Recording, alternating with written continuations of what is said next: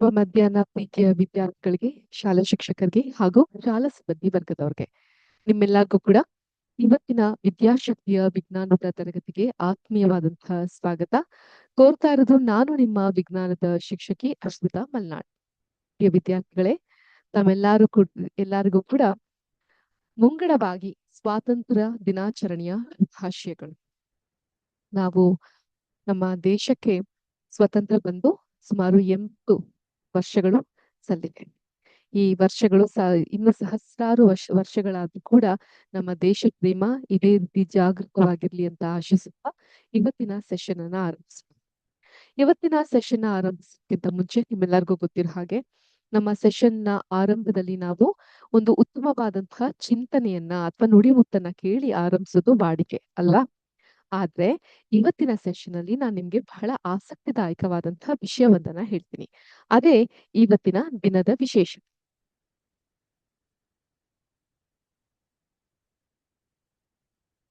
ನನ್ನ ಸ್ಕ್ರೀನ್ ನಿಮ್ಮೆಲ್ಲರಿಗೂ ಕಾಣಿಸ್ತಾ ಇದೆಯಾ? ಈಗ ಕಾಣಿಸುತ್ತಲ್ಲ? ಏನಂತ ಬರ್ದಿದ್ದೀನಿ ನಾನಿಲ್ಲಿ? ವಿಶ್ವ ಹಲ್ಲಿಗಳ ದಿನ, ವರ್ಲ್ಡ್ ಲಿಸರ್ಡ್ ಡೇ. ಇಂಥದ್ದು ಒಂದು ದಿನ ಇದೆಯಾ ಅಂತ ನೀವು ಯೋಚಿಸ್ತಿರ್ಬೋದು. ಹೌದು, ಇದೆ.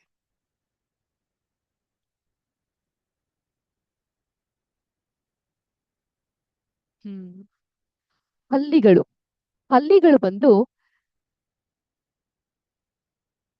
ಸರೀಸೃಪ ಅಥವಾ ರೆಪ್ಟೈಲ್ ವಿಭಾಗಕ್ಕೆ ಸೇರಿದಂತಹ ಶೀತಲ ರಕ್ತದ ಪ್ರಾಣಿಗಳು.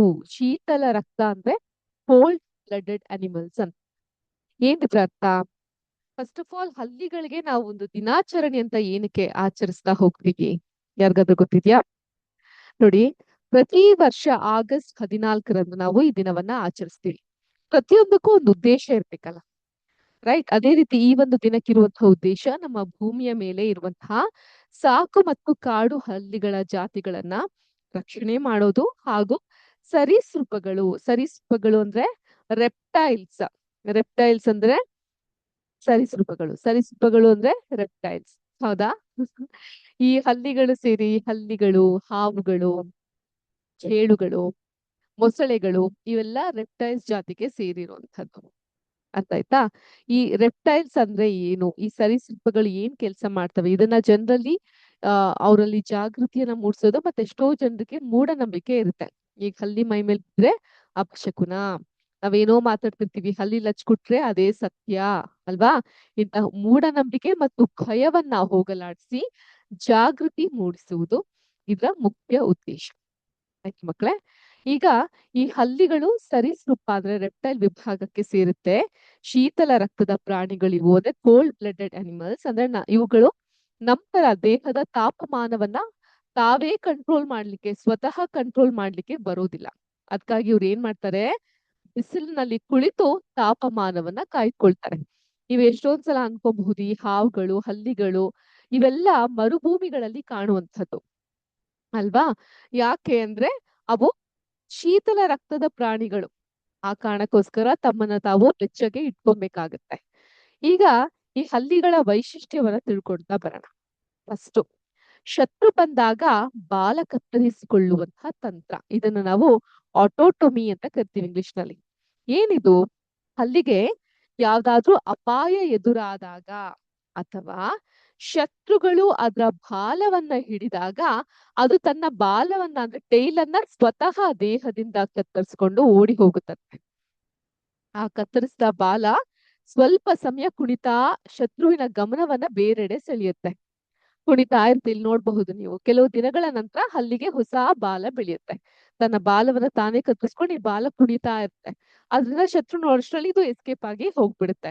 ಒಂದ್ ಸ್ವಲ್ಪ ದಿನ ಆದ್ಮೇಲೆ ಅದ್ರ ಬಾಲ ತನ್ನ ಪಾಡಿ ತಾನು ಬೆಳೀತಾ ಹೋಗುತ್ತೆ. ಹೇಗೆ ನಮ್ಗೆ ಉಗುರುಗಳು ಬೆಳೆಯುತ್ತೋ ಅದೇ ರೀತಿ ಹಲ್ಲಿಗೆ ಬಾಲ ಬೆಳಿಲಿಕ್ಕೆ ಶುರುವಾಗುತ್ತೆ.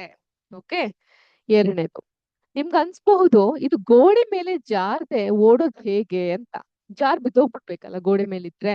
ಬಟ್ ಅದ್ ಹೆಂಗೆ ಜಾರದೆ ಓಡುತ್ತೆ? ಎಷ್ಟೋ ಸಲ ಈ ಬಚ್ಚಿಲ ಟೈಲ್ಸ್ ಮೇಲೆಲ್ಲ ಓಡ್ತಾ ಇರ್ತಪ್ಪ, ಜಾರದೆ. ನೀರ್ ಚೆಲ್ಲಿದ್ರು ಜಾರೋದಿಲ್ಲ. ಏನಕ್ಕೆ? ನಮ್ಮ ಮನೆಯಲ್ಲಿ ಇರುವಂತಹ ಹಲ್ಲಿಗಳು ಕಾಲಿನ ಅಡಿಯಲ್ಲಿ ಸಿಟೆ, ನೀವು ಇಲ್ಲಿ ಪಿಕ್ಚರ್ ನೋಡಬಹುದು, ಸೀಟೆ ಅಂತ ಕರಿತೀವಿ, CTAE, ಸೀಟೆ. ಕಾಣಿಸ್ತಾ ಇದೆಯಾ? ಅದೇ ತರ ಲಕ್ಷಾಂತರ ನೂಲಿನಂತಹ ಸೂಕ್ಷ್ಮ ಕೂದಲುಗಳಿರುತ್ತೆ. ಇವು ಗೋಡೆಯ ನಡುವೆ ಬಲವಾದ ಆಕರ್ಷಣೆ ಉಂಟು ಮಾಡಿ ನಯವಾದ ಗಾಜು ಅಥವಾ ಚಾವಣಿಯ ಮೇಲೆಯೂ ಬಿಟ್ಟು ಹೋಗದ ಹಾಗೆ ನೆಗೆಯಲು ಸಹಾಯ ಮಾಡುತ್ತೆ. ಆ ಕಾರಣಕ್ಕೆ ಹಲ್ಲಿಗಳು ಗೋಡೆ ಮೇಲೆ ಹತ್ಲಿಕ್ಕೆ ಈಸಿ ಆಗುತ್ತೆ, ಈ ರೀತಿ ನಯವಾಗಿರುವಂತಹ ಕೂದಲು ಇರೋ ಕಾರಣದಿಂದ. ನೆಕ್ಸ್ಟ್, ಈ ಹಲ್ಲಿಗಳು ಪ್ರಕೃತಿಯಲ್ಲಿ ಬಹಳ ಇಂಪಾರ್ಟೆಂಟ್ ಆಗಿರುವಂತಹ ಕೆಲಸವನ್ನ ಮಾಡ್ತಾರೆ. ನಾ ಆಗ್ಲೇ ಹೇಳ್ದಂಗೆ ಹಲ್ಲಿಗಳಿಗೂ ಒಂದು ದಿನ ಅಂತ ಯೋಚನೆ ಮಾಡೋರೆ ಹೆಚ್ಚಿನ ಜನ. ಯಾಕೆ ಅಂತ ಹೇಳಿದ್ರೆ, ಹಲ್ಲಿಗಳಿಗೆ ಯಾಕೆ ಒಂದ್ ದಿನ ಪ್ರತ್ಯೇಕವಾಗಿ ಇಡಬೇಕು, ಅದರಿಂದ ಏನ್ ಪ್ರಯೋಜನ ಇದೆ ನೋಡಿ. ಈ ಪ್ರಕೃತಿಯಲ್ಲಿ ಪ್ರತಿಯೊಂದು ಜೀವಿಯ ಹುಟ್ಟಿಗೂ ಒಂದು ಕಾರಣ ಇರುತ್ತೆ. ಸುಮ್ನೆ ಸೃಷ್ಟಿಕರ್ತ ಯಾವ್ದೇ ಜೀವನ ತಂದು ಭೂಮಿ ಮೇಲೆ ಬಿಟ್ಬಿಡಲ್ಲ. ಮನೇಲಿ ಹಲ್ಲಿಗಳಿದ್ರೆ ಸೊಳ್ಳೆ, ನೊಣ, ಕರೆ ಗೊಬ್ಬರ ಇದ್ರ ಹುಳುಗಳ ಸಮಸ್ಯೆ ಇರೋದಿಲ್ಲ. ಮತ್ತೆ ಇದು ಹಾನಿಕಾರಕ ಕೀಟಗಳನ್ನ ನಿಯಂತ್ರಣದಲ್ಲಿ ಇಡುತ್ತೆ. ಆದ್ರಿಂದ ನೈಸರ್ಗಿಕವಾಗಿ ಮನೆ ಹಾಗೂ ರೈತರ ಹೊಲಗಳನ್ನ ಕೀಟ ಮುಕ್ತವಾಗಿಡ್ಲಿಕ್ಕೆ ಈ ಹಲ್ಲಿಗಳು ಸಹಾಯಕವಾಗಿ ನಿಲ್ಲುತ್ತೆ. ಇದು ಹಲ್ಲಿಗಳಿಂದ ಇರುವಂತಹ ನಮ್ಗೆ ಉಪಯೋಗಗಳು. ಆದ್ರಿಂದ ಹಲ್ಲಿಗಳನ್ನ ನಾವು ಎಕೋಸಿಸ್ಟಮ್ ಹೆಲ್ಪರ್ಸ್ ಅಂತ ಕರಿತೀವಿ. ತಿಳಿತಾ ಮಕ್ಳೇ? ಅರ್ಥ ಆಯ್ತಾ ನಿಮ್ಮೆಲ್ಲರಿಗೂ? Very good. ಈಗ ನಮ್ಮ ಮುಂದಿನ ಸೆಗ್ಮೆಂಟ್ ಕಡೆಗೆ ಹೋಗೋಣವಾ? ಅಪ್ಪಣೆ ಇದೆಯಾ ಮಕ್ಳದು? ಓಕೆ. ಲಾಸ್ಟ್ ಕ್ಲಾಸ್ ನಲ್ಲಿ ನಾವು ಏನನ್ ಕಲ್ತಿದ್ವಿ? ನಿರಂತರವಾಗಿ ಬದಲಾಗ್ತಾ ಇರುವಂತಹ ವಿಜ್ಞಾನದ ಜಗತ್ತಿನ ಬಗ್ಗೆ ಒಂದು ಅವಲೋಕನಕಾರಿಯಾದಂತಹ ಮಟ್ಟದಲ್ಲಿ ಕಲಿತಾ ಹೋದ್ವಿ. ಅದನ್ನೇ ಈಗ ಕಂಟಿನ್ಯೂ ಮಾಡ್ತಾ ಹೋಗೋಣ. ವಿಜ್ಞಾನದ ವಿವಿಧ ಶಾಖೆಗಳ ಪರಿಚಯ. ವಿಜ್ಞಾನವನ್ನ ಒಂದು ಮರವನ್ನ ಅಂತ ಕನ್ಸಿಡರ್ ಮಾಡಿದ್ರೆ ಹಲವಾರು ಶಾಖೆಗಳಿದೆ. ಅದರಲ್ಲಿ chemistry, physics, biology, earth science, space science. ವಿಜ್ಞಾನದಲ್ಲಿ ಭೌತಶಾಸ್ತ್ರ, ಭೌತಿಕವಾಗಿ ಸಂಬಂಧಪಟ್ಟದ್ದು ಫಿಸಿಕ್ಸ್, ರಸಾಯನಶಾಸ್ತ್ರ, ಕೆಮಿಸ್ಟ್ರಿ, ಜೀವಶಾಸ್ತ್ರ, ಬಯಾಲಜಿ ಮತ್ತು ಭೂವಿಜ್ಞಾನ, ಅರ್ತ್ ಸೈನ್ಸ್. ಅರ್ಥ ಆಯ್ತಾ? ಸ್ಪೇಸ್ ಸೈನ್ಸ್ ನ ಆಸ್ಟ್ರೋನಮಿ ಅಂತ ಕರಿತೀವಿ. ಇವು ವಿಜ್ಞಾನದ ಹಲವಾರು ವಿಭಾಗಗಳು. ಈ ವಿಭಾಗಗಳಲ್ಲಿ ಉಪವಿಭಾಗವನ್ನ ನಾವು ಕಾಣ್ತಾ ಹೋಗಬಹುದು. ಅರ್ಥ ಆಯ್ತಾ?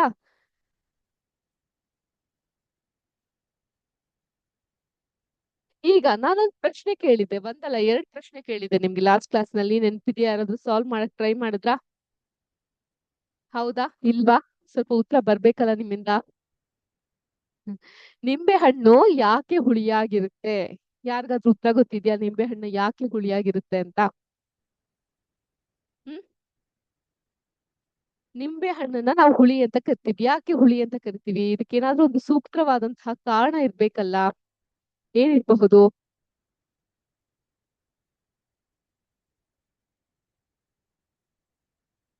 ಏನಿರಬಹುದು ಕಾರಣ? ತಿಳ್ಕೊಳ್ಳೋಣವಾ?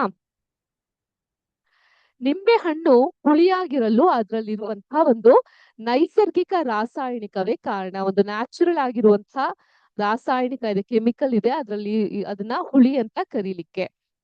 ಅದೇ ಸಿಟ್ರಿಕ್ ಆಮ್ಲ, ಸಿಟ್ರಿಕ್ ಆಸಿಡ್ ಅಂತ ನಾವು ಅದನ್ನ ಕರಿತೀವಿ. ನೋಡಿ, ಈಗ ಇದ್ರಲ್ಲಿ ಯಾವುದು? ನಿಂಬೆ ಹಣ್ಣು, ಆಮ್ಲೀಯ ಹಣ್ಣು ನಿಂಬೆ ಹಣ್ಣು. ನಿಂಬೆ ಹಣ್ಣಿನಲ್ಲಿ ಇರುವಂತಹ ಆಮ್ಲ ಯಾವುದು? ಸಿಟ್ರಿಕ್ ಆಮ್ಲ. ಅರ್ಥ ಆಯ್ತಾ? ನಿಂಬೆ ಹಣ್ಣಿನಲ್ಲಿ ಇರುವಂತಹ ಆಮ್ಲ ಯಾವುದು? ಸಿಟ್ರಿಕ್ ಆಮ್ಲ ಇರುತ್ತೆ. ಸೊ ವಿಜ್ಞಾನದಲ್ಲಿ ಪ್ರಕೃತಿಯಲ್ಲಿ ಸಿಗುವಂತಹ ಯಾವುದೇ ವಸ್ತುವಿನಲ್ಲಿ ಆಮ್ಲದ ಅಂಶವಿದ್ದರೆ ಅದು ನಾಲಿಗೆಗೆ ಹುಳಿಯಾಗಿ ಸವಿಯಾಗುತ್ತೆ. ಅರ್ಥ ಆಯ್ತಾ? ಪ್ರಕೃತಿಯಲ್ಲಿ ಸಿಗೋ ಯಾವುದೇ ಒಂದು ಅಂಶದಲ್ಲಿ ಆಮ್ಲೀಯ ಅಂಶ ಇದ್ರೆ, ಇಫ್ ಇಟ್ ಇಸ್ ಅಸಿಡಿಕ್, ಅದು ನಾಲ್ಗೆಗೆ ಹುಳಿಯಾಗಿ ಸವಿ ಅನುಭವವನ್ನ ನೀಡುತ್ತೆ. ನಿಂಬೆ ಹಣ್ಣಿನಲ್ಲಿ ಈ ಸಿಟ್ರಿಕ್ ಆಮ್ಲವು ತುಂಬಾ ಜಾಸ್ತಿ ಪ್ರಮಾಣದಲ್ಲಿ ಇರುತ್ತೆ. ಅದಕ್ಕೆ ನಾವು ನಿಂಬೆ ಹಣ್ಣನ್ನ ಕಚ್ಚಿದ ತಕ್ಷಣ ನಮ್ಮ ಮುಖವೆಲ್ಲ ಸುರುಟಿಕೊಳ್ಳುವಷ್ಟು ಹುಳಿಯ ಅನುಭವವಾಗುತ್ತೆ, ಯಾಕಂದ್ರೆ ಅದರಲ್ಲಿ ಸಿಟ್ರಿಕ್ ಆಸಿಡ್ ಇದೆ. ಅದೇ ರೀತಿ ಹುಣಸೆ ಹಣ್ಣು, ಹುಣಸೆ ಹಣ್ಣಿನಲ್ಲಿ ಯಾವ ಆಸಿಡ್ ಇದೆ? ವೆರಿ ಗುಡ್, ಟಾರ್ಟಾರಿಕ್ ಆಸಿಡ್ ಇದೆ. ಟಾರ್ಟಾರಿಕ್ ಆಸಿಡ್ ಈ ರೀತಿಯಾಗಿರುತ್ತೆ.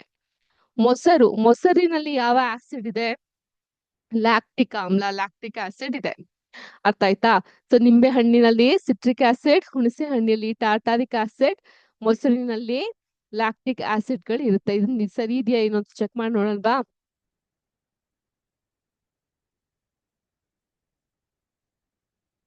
Very good. ಎಲ್ಲಾ ಸರಿಯಾದಂತಹ ಉತ್ತರವನ್ನ ನಾವು ನೀಡಿದ್ದೀವಿ ಅಲ್ವಾ?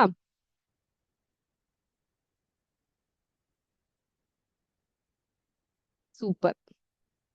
ಸೊ ಆದ್ರಿಂದ ಈ ನಿಂಬೆ ಹಣ್ಣು, ಹುಣಸೆ ಹಣ್ಣು, ಮೊಸರು, ನಲ್ಲಿಕಾಯಿ ಇಂತಹಗಳಲ್ಲೆಲ್ಲ ಆಮ್ಲದ ಅಂಶ ಇರೋದ್ರಿಂದ ಅದು ನಮ್ಮ ನಾಲಿಗೆಗೆ ಹುಳಿ ಹುಳಿ ಅಂತ ಅನ್ಸುತ್ತೆ. ಈಗ ಮತ್ತೊಂದು ಪ್ರಶ್ನೆಯನ್ನ ಸಹ ನಾನು ಕೇಳಿದೆ. ಒಂದು ನಿಂಬೆ ಹಣ್ಣಿನ ಬಗ್ಗೆ, ನಿಂಬೆ ಹಣ್ಣು ಯಾಕೆ ಹುಳಿಯಾಗಿರುತ್ತೆ?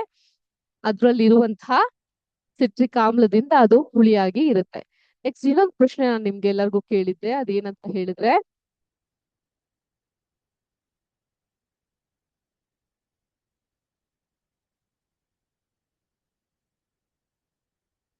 ಬಟ್ಟೆಗೆ ಅರಿಶಿನ ತಗಿಲದ ಕೂಡಲೇ ಅದಕ್ಕೆ ಸಾಬೂನು ಹಚ್ಚಿದಾಗ ಅದು ಕೆಂಪಾಗುತ್ತೆ ಯಾಕೆ? ಯಾರ್ಯಾರಿಗೆ ಅನುಭವ ಆಗಿದೆ? ಬಟ್ಟೆಗೆ ಅರ್ಶನಕ್ಕೆ ಆಗಿದ ಕೂಡಲೇ ಅದಕ್ಕೆ ಸ್ವಲ್ಪ ಸೋಪಿನಿಂದ ಉಜ್ಜಕ್ ಹೋದಾಗ ಅದು ಕೆಂಪಾಗಿ ಹೋಗ್ಬಿಡ್ತಲ್ಲ, ಯಾರ್ಯಾರಿಗೆ ಇದ್ರ ಅನುಭವ ಇದೆ? ಇದು ಹಿಂದೆ ಇರುವಂತಹ ಕಾರಣ ಏನು? ಅದನ್ನು ಕೂಡ ತಿಳ್ಕೊಳ್ಳೋಣವಾ? Let us unbreak it.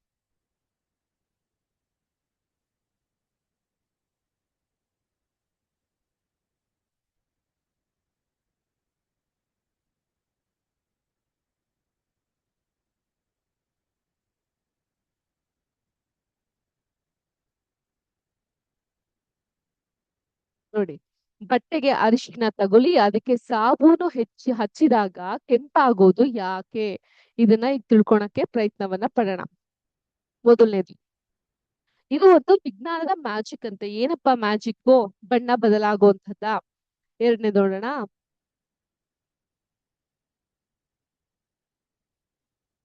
ಅರಿಶಿಣ ಒಂದು ಸೂಚಕ ಅಂದ್ರೆ ಇಂಡಿಕೇಟರ್, ಅದ್ರಲ್ಲಿ ಅದು ನೈಸರ್ಗಿಕ ಸೂಚಕ.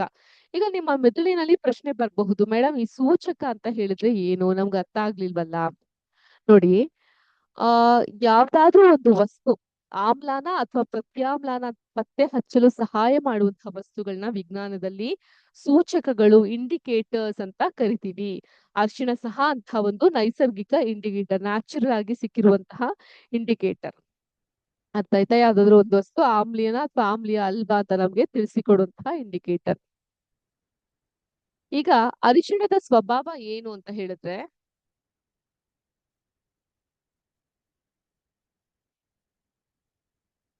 ನೋಡಿ, ಯಾವ್ದಾದ್ರು ಒಂದು ವಸ್ತು ಆಮ್ಲಾನ ಅಥವಾ ಪ್ರತ್ಯಾಮ್ಲಾನ ಅಂತ ಪತ್ತೆ ಹಚ್ಚಲು ಸಹಾಯ ಮಾಡುವಂತಹ ವಸ್ತುಗಳನ್ನ ವಿಜ್ಞಾನದಲ್ಲಿ ಸೂಚಕ ಅಂತ ಕರೀತಾರೆ. ಈಗ ಈ ಒಂದು ಸಾಬೂನಿನ ಕೆಲಸ ಏನಪ್ಪಾ ಅಂತ ಹೇಳಿದ್ರೆ, ಬಟ್ಟೆಯ ಮೇಲಿರುವಂತಹ ಹಳದಿ ಅರಿಶಿಣದ ಕಲೆಗೆ ಸಾಬೂನನ್ನ ಹಚ್ಚಿದ ತಕ್ಷಣ ಸಾಬೂನಿನಲ್ಲಿರುವಂತಹ ಪ್ರತ್ಯಾಮ್ಲವು, ಬೇಸ್, ಅರ್ಥ ಆಯ್ತಾ? ಪ್ರತ್ಯಾಮ್ಲವು ಆ ಒಂದು ಏನ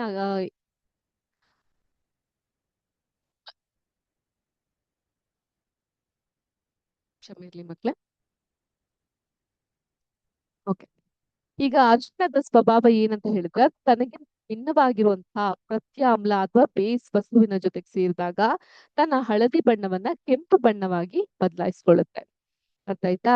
ಸೊ ಅವಾಗ ಏನಾಗುತ್ತೆ, ನಾವು ಬಟ್ಟೆಗೆ ಬಳಸುವಂತಹ ಸಾಬೂನ್ ಇದೆಯಲ್ಲ ಅಥವಾ ಸರ್ಫ್ ಪುಡಿಗಳು ಸ್ವಭಾವತಃ ಅವೆಲ್ಲವೂ ಕೂಡ ಬೇಸ್ ಅಂದ್ರೆ ಪ್ರತ್ಯಾಮ್ಲೀಯ ಗುಣಗಳನ್ನ ಹೊಂದಿರುತ್ತೆ. ಆದ್ರಿಂದ ಬಟ್ಟೆಯ ಮೇಲಿರುವಂತಹ ಹಳದಿ ಅರಿಶಿಣ ಕಲೆಗೆ ಸಾಬೂನನ್ನ ಹಚ್ಚಿ ತಕ್ಷಣ ಸಾಬೂನಿನಲ್ಲಿಯೇ ಪ್ರತ್ಯಾಮ್ಲ ಏನು ತೊಳೆದ ತಕ್ಷಣ ಏನಾಗುತ್ತೆ, ಆ ಕರೆ ಕೆಂಪಾಗ್ಬಿಡುತ್ತೆ ಅಥವಾ ಇಟ್ಟಿಗೆಯ ಕೆಂಪು ಬಣ್ಣಕ್ಕೆ ತಿರುಗುತ್ತೆ. ಬ್ರಿಕ್ ರೆಡ್ ಕಲರ್ ಅಂತ ಕರಿತೀವಿ, ಆ ಬಣ್ಣಕ್ಕೆ ತಿರುಗುತ್ತೆ. ಆದ್ರೆ ಇಲ್ಲೊಂದು ಮ್ಯಾಜಿಕಲ್ ಟ್ರಿಕ್ ಇದೆ. ಏನ ಮ್ಯಾಜಿಕಲ್ ಟ್ರಿಕ್ ಕಾಣಿಸ್ತಾ ಇದೆಯಾ? ಜೋರಾಗಿ ಓದಬಹುದಾ?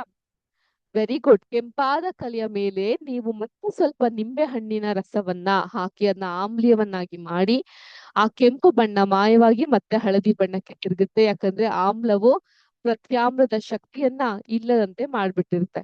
ಓಕೆ, ಇವೆರಡು ಕೂಡ ಅಪೋಸಿಟ್ ಇದ್ದಂಗೆ, ಆಮ್ಲ ಪ್ರತ್ಯಾಮ್ಲ. ತಿಳಿತಾ ಮಕ್ಳೇ? ಅರ್ಥ ಆಯ್ತು ಈ ಪಾಯಿಂಟ್ಸ್ ಗಳು ನಿಮ್ಗೆ? ಈ ಪಾಯಿಂಟ್ ನೋಟ್ ಮಾಡ್ಕೊಬೇಕಾ? ಕೆಂಪಾದ ಕಲೆಯ ಮೇಲೆ ನೀವು ಮತ್ತೆ ಸ್ವಲ್ಪ ನಿಂಬೆ ಹಣ್ಣಿನ ರಸವನ್ನ ಹಿಂಡಿದ್ರೆ ಆ ಕೆಂಪು ಬಣ್ಣ ಮಾಯ ಆಗಿ ಮತ್ತೆ ಹಳದಿ ಬಣ್ಣಕ್ಕೆ ತಿರುಗುತ್ತೆ. ಯಾಕಂದ್ರೆ ಏಕೆಂದ್ರೆ ಆಮ್ಲವು ಪ್ರತ್ಯಾಮ್ಲದ ಶಕ್ತಿಯನ್ನ ಇಲ್ಲದಂತೆ ಮಾಡುತ್ತದೆ.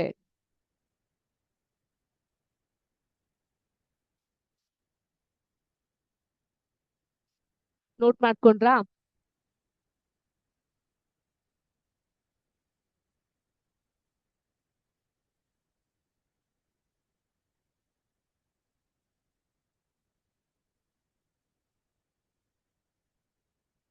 ಓಕೆ, ನೀವೆಲ್ಲ ನೋಟ್ ಮಾಡ್ಕೊಂಡಿದ್ರ ಅಂತ ಭಾವಿಸ್ತೀನಿ. ಇದು ಹೋದ್ ಕ್ಲಾಸ್ ನಲ್ಲಿ ನಾನು ಕೇಳಿದಂತಹ ಪ್ರಶ್ನೆ, ನಿಂಬೆ ಹಣ್ಣು ತಿಂದ ತಕ್ಷಣ ಹುಳಿ ಅನುಭವ ಆಗುತ್ತೆ ಯಾಕೆ? ಮತ್ತೆ ಸೋಪ್ನ ಕಲೆಯ ಮೇಲೆ ಉಜ್ಜಿದಾಗ ಅದು ಕೆಂಪು ಬಣ್ಣಕ್ಕೆ ತಿರುಗುತ್ತೆ ಯಾಕೆ ಅಂತ ಕೇಳಿದ್ದೆ. ಅವೆರಡಕ್ಕೂ ಸೂಕ್ತವಾದಂತಹ ಉತ್ತರವನ್ನ ನೀವು ಕೊಟ್ಟಿದ್ದೀರಾ. ಬಹಳ ಸಂತೋಷ. ಈಗ ಮುಂದಿನ ಸೆಗ್ಮೆಂಟ್ ಕಡೆಗೆ ನಾವು ಹೋಗೋಣ.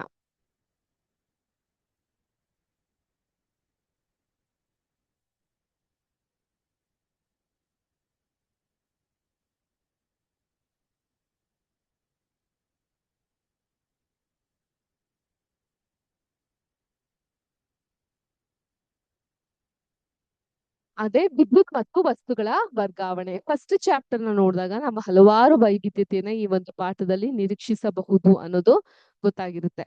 ಹೌದಾ? Are you all with me?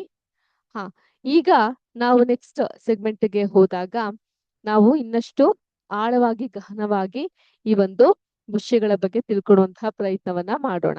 ತಿಳಿತಾ? ಎಸ್, ಎಲ್ಲರೂ ಟೆಕ್ಸ್ಟ್ ಬುಕ್ ಅನ್ನು ತೆಗಿರಿ. Please open your text book quick ಆಗಿ.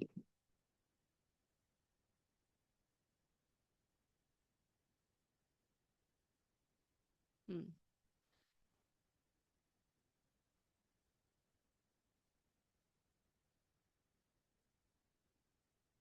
ಎಲ್ಲ ಟೆಕ್ಸ್ಟ್ ಬುಕ್ ಓಪನ್ ಮಾಡಿದ್ರಾ? ಈಗ ವಿದ್ಯುತ್ ಮತ್ತು ವಸ್ತುಗಳ ವರ್ಗಾವಣೆ ಇದಂದ ತಕ್ಷಣ ನಾವೇನ್ ಅರ್ಥ ಮಾಡ್ಕೊಬೇಕು ನೋಡಿ. ನಾವೀಗ ಕೆಲವು ವಿದ್ಯುತ್ ಬ್ಯಾಟರಿ ಅಥವಾ ವಿದ್ಯುತ್ ದೀಪಗಳು ಮತ್ತು ತಂತಿ ಅನ್ನೋಗಳೊಂದಿಗೆ ಆಟವಾಡುವ ವಸ್ತುಗಳ ಇತರ ಗುಣವನ್ನ ಕಂಡುಕೊಳ್ಳಲು ಪ್ರಯತ್ನಿಸ್ತೀವಿ. ವಿದ್ಯುತ್ ದೀಪ ಬೆಳಗುವಂತೆ ಮಾಡಲು ನಮ್ಗೆ ಯಾವ ರೀತಿಯ ವಸ್ತುಗಳು ಬೇಕು? ಒಂದು ಎಲೆಕ್ಟ್ರಿಕ್ ಸರ್ಕ್ಯೂಟ್ ನ ಕನ್ಸ್ಟ್ರಕ್ಟ್ ಮಾಡ್ಲಿಕ್ಕೆ ಯಾವ ರೀತಿ ವಸ್ತುಗಳು ಬೇಕು? ವಸ್ತುಗಳನ್ನ ಅವುಗಳ ಗುಣಗಳ ಆಧಾರದ ಮೇಲೆ, ಅವ್ರ ಏನ್ ಗುಣಗಳಿರುತ್ತೆ ಅದರ ಆಧಾರದ ಮೇಲೆ ವರ್ಗೀಕರಿಸುತ್ತಾ ಇದು ನಮ್ಮನ್ನು ಈ ಕರೆದೊಯ್ಯುವಂತ ಒಂದು ಪ್ರಯತ್ನವನ್ನ ಮಾಡುತ್ತೆ. ಈ ಮೂಲಕ ನಾವು ಲೋಹಗಳು ಮತ್ತು ಅಲೋಹಗಳು, ಮೆಟಲ್ಸ್ ಅಂಡ್ ನಾನ್ ಮೆಟಲ್ಸ್ ಈ ಪ್ರಪಂಚವನ್ನ ಪ್ರವೇಶಿಸ್ತೀವಿ. ಟಾರ್ಚ್ ಬ್ಯಾಟರಿ ಇಂದ ನಾವು ಇದನ್ನೆಲ್ಲ ಅಂದ್ರೆ ಈ ಟಾರ್ಚ್ ಬ್ಯಾಟರಿಯಿಂದ ಹಿಡಿದು ದೊಡ್ಡ ದೊಡ್ಡ ಉಪಕರಣದಲ್ಲಿ ಬಳಸುವಂತಹ ಎಕ್ವಿಪ್ಮೆಂಟ್ಸ್ ವರ್ಗೂ ಕೂಡ ಇದರ ಒಂದು ಕಲಿಕೆ ಅನ್ನೋದು ಬಹಳ ವಿಸ್ತಾರ ರೂಪದಲ್ಲಿ ಸಾಕ್ತಾ ಹೋಗುತ್ತೆ. ತಿಳಿತಾ ಮಕ್ಳೇ? ಈಗ ನಾವು ಇದ್ರ ಬಗ್ಗೆ ಮತ್ತಷ್ಟು ತಿಳ್ಕೊಳ್ತಾ ಹೋಗೋಣ ಒಂದು ಸಿಮ್ಯುಲೇಷನ್ ನ ಸಹಾಯದಿಂದ.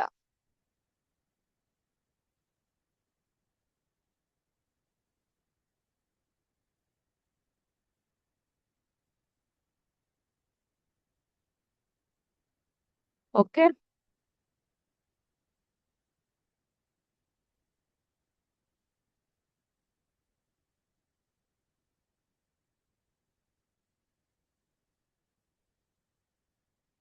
ಸಿಮ್ಯುಲೇಷನ್ ನೋಡಕ್ ನೀವೆಲ್ಲ ರೆಡಿ ಇದ್ದೀರಾ?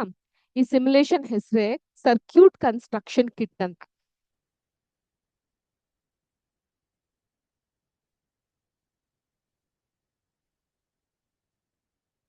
ಏನ್ ಕಾಣಿಸ್ತಾ ಇದೆ ನಿಮ್ಗೆ? ಒಂದು ಬ್ಲೂ ಸ್ಕ್ರೀನ್ ಕಾಣಿಸ್ತಾ ಇದೆ, ಪಕ್ಕದಲ್ಲಿ ಒಂದಿಷ್ಟು ಎಕ್ವಿಪ್ಮೆಂಟ್ಸ್ ಗಳು ಕಾಣಿಸ್ತಾ ಇದೆ. ಆ ಶೋ ಕರೆಂಟ್ ಎಲೆಕ್ಟ್ರಾನ್ಸ್ ಕನ್ವೆನ್ಷನ್ ಅಂತ ಕಾಣಿಸ್ತಾ ಇದೆ. ಸ್ವಲ್ಪ ಸೂಕ್ಷ್ಮವಾಗಿ ಡೆಸ್ಕ್ಟಾಪ್ ಮೇಲೆ ಏನಿದೆ ಅನ್ನೋದನ್ನ ಅಬ್ಸರ್ವ್ ಮಾಡಿ.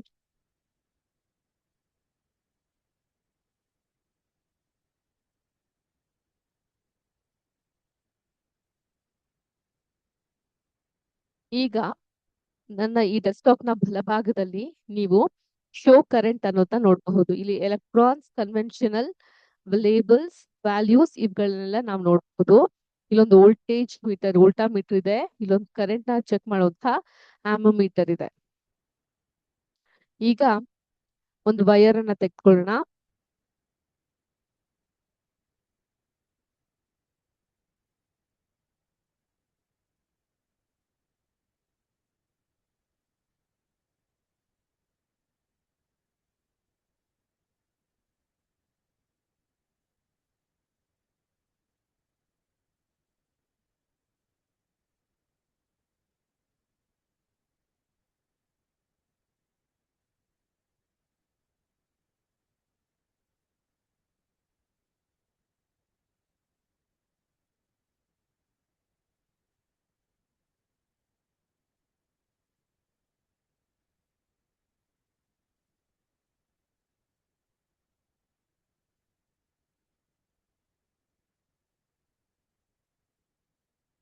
ಕಾಣಿಸ್ತದೆ? ಅರ್ಥ ಆಗ್ತಾ ಇದೆಯಾ?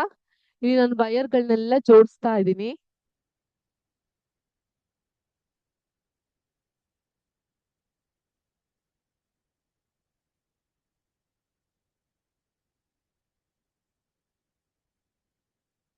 ಇಲ್ಲೊಂದು ಬಲ್ಬ್ ಇಡ್ತೀನಿ.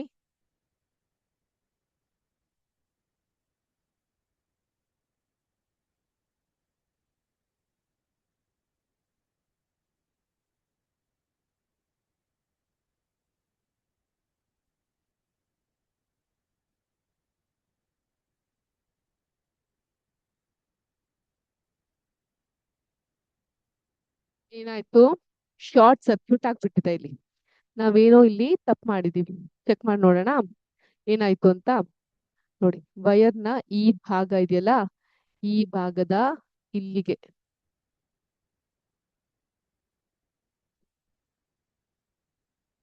ಏನಾಗ್ತಿದೆ ಈಗ, ಕರೆಂಟ್ ಸರಬರಾಜು ಆಗ್ತಾ ಇದೆ. The electricity is getting circuited.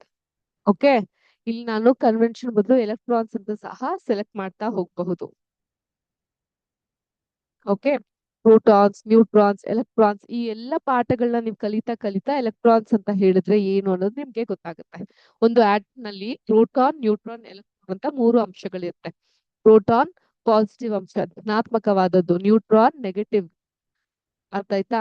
ಹಾಗೇನೆ ನ್ಯೂಟ್ರಲ್ ಆಗಿ ಇರೋದನ್ನ ನಾವು ಬೇಸ್ ಅಂತ ಕರಿತಾ ಹೋಗ್ತೀವಿ. ಓಕೆ, ಅದನ್ನ ನಾವ್ ಏನಂತ ಕರಿತೀವಿ, ನ್ಯೂಟ್ರಾನ್ ಅಂತ ಕರಿತಾ ಹೋಗ್ತೀವಿ. ಈ ರೀತಿಯಾಗಿ ಒಂದು ಬಲ್ಬ್ ಅನ್ನ ಉರಿಸಬಹುದು.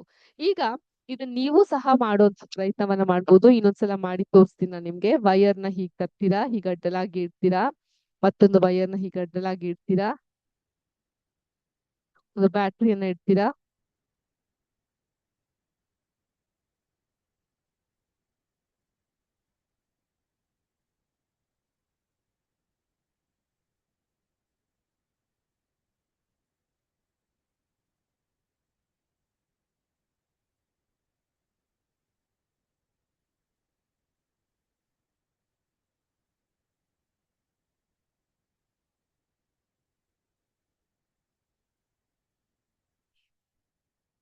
ಹೀಗಿರ್ತಲ್ಲ, ಹೀಗೆ ಇದನ್ನ ಸ್ಟ್ರೈಟ್ ಮಾಡಿ. ಈಗ ನೀವಿಲ್ಲಿ ಒಂದು ಬಲ್ಬ್ ನ ತಂದು ಕೂಡಿಸಬಹುದು. ನೆನ್ಪಿರ್ಲಿ ಮಕ್ಳೇ, ವೈರ್ನ ಒಂದು ಭಾಗಕ್ಕೆ ನೀವು ಬಲ್ಬ್ ನ, ಇನ್ನೊಂದು ರೆಡ್ ಭಾಗಕ್ಕೆ ಇನ್ನೊಂದು ವೈರ್ನ ಕೂಡಿಸ್ಬೇಕು. ನಾನು ಎರಡೂ ಒಂದೇ ಕಡೆ ಕೂಡ್ಸಿದ್ರೆ ಏನಾಗುತ್ತೆ, ಏನಾಗುತ್ತೆ ಆ ರೀತಿ ಏನಾಗುತ್ತೆ ಅಂತ ಪ್ರಶ್ನೆ ಮಾಡಿದ್ರೇನೆ ಅಲ್ಲಿ ಸೈನ್ಸ್ ವರ್ಕ್ ಆಗೋದು. ಏನಾಯ್ತು, ಏನಾಯ್ತು ಮಕ್ಳೇ, ಶಾರ್ಟ್ ಸರ್ಕ್ಯೂಟ್ ಆಯ್ತು. ಏನಾಯ್ತು, ಶಾರ್ಟ್ ಸರ್ಕ್ಯೂಟ್ ಆಯ್ತು. ಸರಿ, ನಾವೇನ್ ಮಾಡ್ತೀವಿ ಈಗ, ಈ ಭಾಗನ ಡಿಲೀಟ್ ಮಾಡ್ತೀವಿ, ತೆಗ್ದಾಕ್ಬಿಡ್ತೀವಿ. ತೆಗ್ದಾಕ್ಬಿಟ್ಟು ಇದೇ ವೈರ್ನ ತಂದು ಹೀಗಿಡ್ತೀನಿ ನಾನು. ಬೆಳಕು ಉರಿತಾ ಇದೆಯಾ, ಕರೆಂಟ್ ಬರ್ತಾ ಇದೆಯಾ, ಕರೆಂಟ್ ಪಾಸ್ ಆಗ್ತಾ ಇದೆಯಾ? ಹೌದಾ? ಈಗ ನಾನು ಈ ವೋಲ್ಟಾ ಮೀಟರ್ನ ಇಲ್ಲಿಟ್ಟು ವೋಲ್ಟೇಜ್ ಎಷ್ಟು ಅಂತ ಟೆಸ್ಟ್ ಮಾಡಬಹುದು. ಓಕೆ,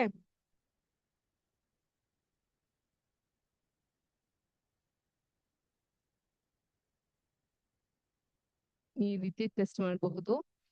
ಒಂದನ್ನ ಈ ಕಡೆ ಇಟ್ಟು ಇನ್ನೊಂದನ್ನ ಈ ಕಡೆ ಇಟ್ಟು ಮಾಡಬಹುದು. ಎಷ್ಟಿದೆ, -9 ವೋಲ್ಟೇಜ್ ಇದೆ. ಹಾಗೇನೆ ಆಮೀಟರ್ನ ತಂದು ಕರೆಂಟ್ ಎಷ್ಟಿದೆ ಅಂತ ಚೆಕ್ ಮಾಡ್ಬೋದು. ಎಷ್ಟಿದೆ, 0.0.90 ಅಷ್ಟು ಇದೆ. ತಿಳಿತಾ ಇದೆಯಾ ನಿಮ್ಗೆ ವ್ಯತ್ಯಾಸಗಳು ಅರ್ಥ ಆಗ್ತಾ ಇದೆಯಾ? ಇನ್ನೊಂದ್ಸಲ ಟ್ರೈ ಮಾಡೋಣ, ನನ್ ಜೊತೆಗೆ ಎಲ್ಲರೂ ಟ್ರೈ ಮಾಡ್ತೀರಾ ನೀವುನು? ಓಕೆ, ಈಗ ಇನ್ನೊಂದ್ ತರ ಹೇಳ್ಕೊಡ್ತೀನಿ ನೋಡಿ. ವೈರ್ ಇದೆ, ಈಗ ಇನ್ನೊಂದು ವೈರ್ನ ಇಲ್ಲಿ ಕನೆಕ್ಟ್ ಮಾಡ್ತೀನಿ. ಸ್ಟಾರ್ಟಿಂಗ್ ಅಲ್ಲೇ ಬ್ಯಾಟ್ರಿ ಹಾಕಿಡೋಣ ಇಲ್ಲಿ. ನನ್ ಧ್ವನಿ ಕೇಳಿಸ್ತಾ ಇದೆಯಲ್ಲ ನಿಮ್ಮೆಲ್ಲರಿಗೂ? ಬ್ಯಾಟ್ರಿ ಹಾಕಿಡೋಣ. ಸ್ವಲ್ಪ ಹೀಗ್ ಬರ್ಲಿ, ಈ ಕಡೆ ತಿರ್ಗಿಸಿ ಹಿಂಗೆ. ಹಾ, ಈಗ ಮತ್ತೊಂದು ಬ್ಯಾಟ್ರಿ ಹಾಕೋಣ, ವೈರ್ ಹಾಕೋಣ. ಈಗ ನಾವೊಂದು ಸ್ವಿಚ್ ನ ಇಡೋಣ ಈಗ.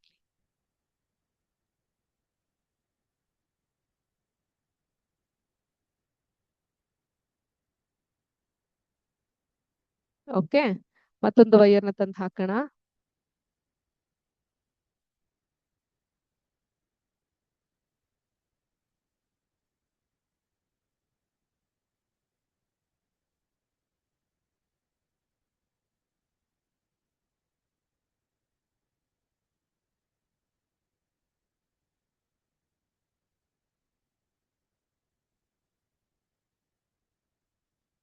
ಇಲ್ಲಿ ಮತ್ತೊಂದು ವೈರ್ ಹಾಕಿಟ್ಟು ಈಗ ಇಲ್ಲೊಂದು ವೈರ್ನ ಹಾಕೋಣ.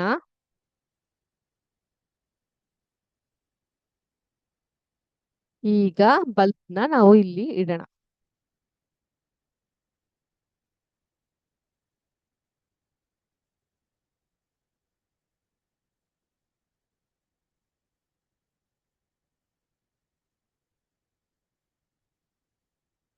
ಓಕೆ, ಈ ರೀತಿಯಾಗಿದೆ. ನಾನು ಇಲ್ಲಿಗ ಸ್ವಿಚ್ ನ ಆನ್ ಮಾಡಿದ್ರೆ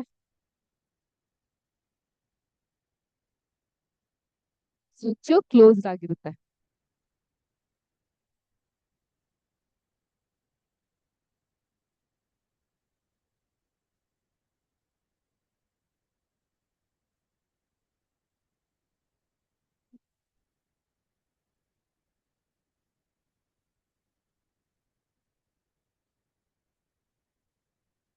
ಈ ಮೂಲಕ ಇದ್ರೂ ಕೂಡ ನಿಮ್ಗೆ ಇಲ್ಲಿ ಕರೆಂಟ್ ಅನ್ನೋದು ಹರಿತಾ ಇಲ್ಲ, ಹರಿದೇ ಇರೋದು ನಮ್ಗೆ ಗೊತ್ತಾಗ್ತಾ ಇದೆ. ಈಗ ಸ್ವಿಚ್ ನ ಆನ್ ಮಾಡಿದ ತಕ್ಷಣ ಕರೆಂಟ್ ವರ್ಕ್ ಆಯ್ತು. ಹೀಗೆ ಅಲ್ವಾ ನಮ್ಮ ಮನೇಲೂ ಸಹ ಆಗೋದು. ನಾವೆಲ್ಲಿ ಸ್ವಿಚ್ ನ ಆನ್ ಮಾಡ್ತೀವೋ ಆಗ ಮಾತ್ರ ಕರೆಂಟ್ ಪಾಸ್ ಆಗುತ್ತೆ. ಸ್ವಿಚ್ ಆಫ್ ಮಾಡಿದ ತಕ್ಷಣ ಕರೆಂಟ್ ಅಲ್ಲಿಗೆ ಸ್ಟಾಪ್ ಆಗುತ್ತೆ. ಓಕೆ, ಒಂದೇ ತರಹದ ಸಿಮ್ಯುಲೇಷನ್ ಅಲ್ಲಿ ನೀವು 2-3 ರೀತಿಯಾಗಿ ಈ ರೀತಿ ನೀವು ಗಮನಿಸ್ತಾ ಹೋಗಬಹುದು, ಅರ್ಥ ಮಾಡ್ಕೊಳ್ತಾ ಬರಬಹುದು. ನೋಡಿ, ವೈರ್ಗಳು, ಬಲ್ಬ್ಗಳು ಮತ್ತು ಬ್ಯಾಟ್ರಿನ ಬಲ್ಬ್ ಯೂಸ್ ಮಾಡಿ ನಾವು ಬಲ್ಬ್ ಉರಿಯೋದು ಹೇಗೆ ಅಂತ ನೋಡ್ತಾ ಹೋಗಬಹುದು. ಕೆಲವು ವಸ್ತುಗಳು ವಿದ್ಯುತ್ ಹರಿಯಲು ಬಿಡುತ್ತೆ, ಇನ್ ಕೆಲವು ಬಿಡೋದಿಲ್ಲ. ಸೊ ಇದರ ಆಧಾರದ ಮೇಲೆ ನಾವು ಲೋಹ ಮತ್ತು ಅಲೋಹಗಳು, ಈ ಟಾಪಿಕ್ ಯಾಕೆ ಇಲ್ಲಿ ಬಂತು ಅಂತ ಹೇಳಿದ್ರೆ, ನಮ್ಮ ವಿಜ್ಞಾನದಲ್ಲಿ good conductors and bad conductor of electricity ಅಂತ ಇರುತ್ತೆ. ಅಂತಹ ಲೋಹಗಳು ಮತ್ತು ಅಲೋಹಗಳ ಬಗ್ಗೆ ತಿಳ್ಕೊಡ್ಲಿಕ್ಕೆ ನಮ್ಗೆ ಈ ಒಂದು ಸೆಷನ್ ಸಹಾಯಕವಾಗಿ ನಿಲ್ಲುತ್ತೆ. ಓಕೆ, ಆದ್ರಿಂದ ಬಳಸಿದ ಬ್ಯಾಟ್ರಿ ಖಾಲಿ ಆದ್ಮೇಲೆ ಮತ್ತೆ ಬಳಸ್ಲಿಕ್ಕೆ ಆಗಲ್ಲ, ಹೌದಲ್ವಾ? ಈಗ ಟಿವಿ ನೋಡ್ತಾ ಇರ್ತೀರಾ, remote all of sudden work ಆಗೋದಿಲ್ಲ. ಅವಾಗ ಏನಾಗುತ್ತೆ, ಬ್ಯಾಟ್ರಿ ಹಾಳಾಗ್ಬಿಟ್ಟಿದೇನೋ ಅಂತ ನಾವ್ ಅನ್ಕೊಂತೀವಿ, ಅಲ್ವಾ? ಈ ಕೇಸಲ್ಲಿ ನೋಡಿ, ಸ್ವಿಚ್ ಹಾಕಿದ ತಕ್ಷಣ ಬ್ಯಾಟ್ರಿ ವರ್ಕ್ ಆಗ್ತಾ ಇದೆ, ಸೊ ಕರೆಂಟ್ ಹರಿತಿದೆ. ಸ್ವಿಚ್ ಲೂಸ್ ಆಗಿದೆ, ಹಾಗಾಗಿ ಆಗಾಗ ಆಫ್ ಕೂಡ ಆಗ್ತಾ ಇದೆ. ಈ ರೀತಿಯಾಗಿ ಬ್ಯಾಟ್ರಿ ಹರಿತಾ ಇದೆ, ವಿದ್ಯುತ್ ಹರಿತಾ ಇದೆ ಅನ್ನೋದು ನಮ್ಗೆ ಗೊತ್ತಾಗ್ತಾ ಹೋಗುತ್ತೆ. Switch open, switch close, switch open, switch close, ಅಲ್ವಾ? ಯಾರೆಲ್ಲ ಈ ಆಟ ಆಡಿದೀರಾ ಚಿಕ್ಕವರಿದ್ದಾಗ? ಸುಮ್ಮನೆ ಸ್ವಿಚ್ ಆನ್ ಮಾಡೋದು, ಆಫ್ ಮಾಡೋದು. ಚಿಕ್ಕವ್ರು ಏನ್ ಮೇಡಮ್, ನಾವ್ ಇವಾಗ್ಲೂ ಆಟ ಆಡ್ತೀವಿ ಅಂತ ಹೇಳ್ತೀರಾ, ಹೌದಾ? ಹ್ಮ್, ಓಕೆ. ಸೊ ನಾವು ಈ ಸೆಷನ್ ಮೂಲಕ ಏನನ್ನ ಅರ್ಥ ಮಾಡ್ಕೊಂತಾ ಬಂದ್ವಿ, ಆ ವಿಜ್ಞಾನದಲ್ಲಿ ಇರುವಂತಹ ವಿದ್ಯುತ್ ಮತ್ತು ವಸ್ತುಗಳ ವರ್ಗಾವಣೆಯ ಕುರಿತು ನಾವು ಅರ್ಥ ಮಾಡ್ಕೊಳ್ಳುವಂತಹ ಪ್ರಯತ್ನವನ್ನ ಮಾಡಿದ್ವಿ. ರೈಟ್? ಎಸ್. ಹಾಗೇನೆ ಮಂಜುಗಡ್ಡೆ ಕರಗಿ ನೀರಾದ್ರೆ ನಮ್ಮ ಮಂಜುಗಡ್ಡೆ ಮಾಡಬಹುದು. ಸೊ ಎಷ್ಟೊಂದ್ಸಲ ಇದನ್ನು ಕೂಡ ನಾವು ಆ ಯೂಸ್ ಹೇಳ್ತಾ ಇರ್ತೀವಲ್ವಾ. ಈಗ ನೋಡಿ, ಒಂದು ಬ್ಯಾಟ್ ನ ಬಳಸಿ ಅದ್ ಖಾಲಿ ಆದ್ಮೇಲೆ ಮತ್ತೆ ಆ ಬ್ಯಾಟ್ ನ ಬಳಸ್ಲಿಕ್ಕೆ ಆಗಲ್ಲ, ಮುಗ್ದೋಯ್ತದ ಅಷ್ಟೇ. ಆದ್ರೆ ಮಂಜುಗಡ್ಡೆ ಕರಗಿ ನೀರಾದ್ರೆ, ಫ್ರಿಜ್ ಅಲ್ಲಿ ಇಟ್ಟಂತ ಮಂಜುಗಡ್ಡೆನ ಆಚೆ ಇಟ್ಟ ನೀರಾದ್ರೆ ಅದನ್ನ ಮತ್ತೆ ಮಂಜುಗಡ್ಡೆ ಮಾಡಬಹುದು, ಮತ್ತೆ ಫ್ರಿಜ್ ನಲ್ಲಿ. ಇವುಗಳನ್ನ ನಾವು ಬದಲಾವಣೆ ಅಂತ ಕರಿತೀವಿ, ಚೇಂಜಸ್ ಅಂತ ಕರಿತೀವಿ. ಸೊ ಈಗ ನೆಕ್ಸ್ಟ್ ಉಷ್ಣ ಮತ್ತೆ ನೀರಿನ ಚಕ್ರದ ಕಡೆಗೆ ನಾವು ಗಮನವನ್ನ ಹರಿಸೋಣ. ಉಷ್ಣ ಮತ್ತು ನೀರಿನ ಚಕ್ರ, ವಾಟರ್ ಸೈಕಲ್ ನೋಡಬಹುದು. ಈಗ ಮಳೆ ಬೀಳ್ತಾ ಇದೆ, ಮಳೆಯಿಂದ ನದಿ ಹರಿತಾ ಇದೆ, ಆ ನದಿಯಿಂದ ನೀರು ಮತ್ತೆ ಆವಿ ಆಗುತ್ತೆ ಸೂರ್ಯನ ಬೆಳಕಿನಿಂದ, ಅದು ಕಂಡೆನ್ಸೇಷನ್ ತಣ್ಣಗಾಗಿ ನಂತರ ಮಳೆ ಹನಿಯಾಗಿ ವಾಪಸ್ ಭೂಮಿಗೆ ಸೇರುತ್ತೆ. ಈ ರೀತಿ ಅದನ್ನು ಕೂಡ ಕಲಿಬಹುದು. ಬ್ಯಾಟ್ರಿ ಖಾಲಿ ಆಗುತ್ತೆ, ಮಂಜುಗಡ್ಡೆ ಕರಗಿ ನೀರಾಗುತ್ತೆ, ಹಣ್ಣುಗಳು ಮಾಗ್ ಹೋಗುತ್ತೆ, ಬಂಡೆಗಳು 100 ಜಗಲುಗಳಾಗಿ ಹೊಡೆಯುತ್ತೆ. ಇವು ಯಾವ ರೀತಿ ಬದಲಾವಣೆ ಅಂತ ಹೇಳಿದ್ರೆ, ಇವುಗಳಲ್ಲಿ ಕೆಲವು ಬದಲಾವಣೆಗಳು ವಸ್ತುಗಳನ್ನ ಕಾಸಿದಾಗ ಸಂಭವಿಸುತ್ತೆ, ಅಥವಾ ಕಾಸಿದಾಗ ವೇಗವಾಗಿ ಜರುಗುತ್ತೆ. ನಾವೀಗ ಉಷ್ಣ ಹೇಗೆ ಹರಿಯುತ್ತೆ ಅನ್ನೋದನ್ನ ಈ ಮೂಲಕನೇ ನೋಡ್ಲಿಕ್ಕೆ ಸಾಧ್ಯ ಆಗುತ್ತೆ. ಅದು ಗ್ಲಾಸಿನ ಲೋಟದಲ್ಲಿರುವಂತಹ ಮಂಜುಗಡ್ಡೆಯೇ ಆಗಿರ್ಲಿ, ಅಥವಾ ಹಿಮದ ನೀರ್ಗಳಲ್ಲೇ ಆಗಿರ್ಲಿ. ನೀರು ಎಲ್ಲಾ ಕಡೆ ಕಂಡು ಬರುತ್ತೆ. ಸಮುದ್ರ ನೀರು ಸೂರ್ಯನ ಶಾಖದಿಂದ ಆವಿಯಾಗ್ತಾ ಹೋಗುತ್ತೆ ಮತ್ತು ಮಳೆಯಲ್ಲಿ ಬೀಳುತ್ತೆ, ಬಹುಶಃ ಎಲ್ಲೋ ದೂರದಲ್ಲಿ ನೆಲಕ್ಕೆ ಬೀಳುತ್ತೆ. ಈಗ ಇದನ್ನ ಹೇಳ್ತಾ ನನ್ಗೊಂದು ಪ್ರಶ್ನೆ ಮೂಡ್ತಾ ಇದೆ ನಿಮ್ಗೆ. ಬಿಸಿ ಚಹಾದಲ್ಲಿ ಇಟ್ಟಂತಹ ಚಮಚ ಯಾಕೆ ಬಿಸಿ ಆಗತ್ತೆ? ಅಕಸ್ಮಾತ್ ಈಗ ಸ್ಟವ್ ಮೇಲೆ ನಿಮ್ಮ ಅಮ್ಮ ಅಡ್ಗೆ ಮಾಡ್ಲಿಕ್ಕೆ ಸಾರನ್ನ ಇಟ್ಟಿರ್ತಾರೆ, ಸೌಟನ್ನ ಅದ್ರೊಳಗಡೆ ಇಟ್ಟ ತಕ್ಷಣ ಅದು ಸಹ ಬಿಸಿ ಆಗುತ್ತಲ್ಲ ಯಾಕೆ? ಅಥವಾ ಚಹಾದ ಒಳಗಡೆ ಅದನ್ನ ಸಕ್ಕರೆನ ಕರಗಿಸ್ಬೇಕು ಅಂತ ಬಳಸಿದಂತಹ ಚಮಚ ಅದು ಕೂಡ ಬಿಸಿ ಆಗುತ್ತಲ್ಲ, ಇದು ಯಾಕೆ? ತಿಳ್ಕೊಂಡ್ಬಿಡ್ತೀರಾ? ಯೋಚನೆ ಮಾಡಿ ಬರ್ತೀರಾ?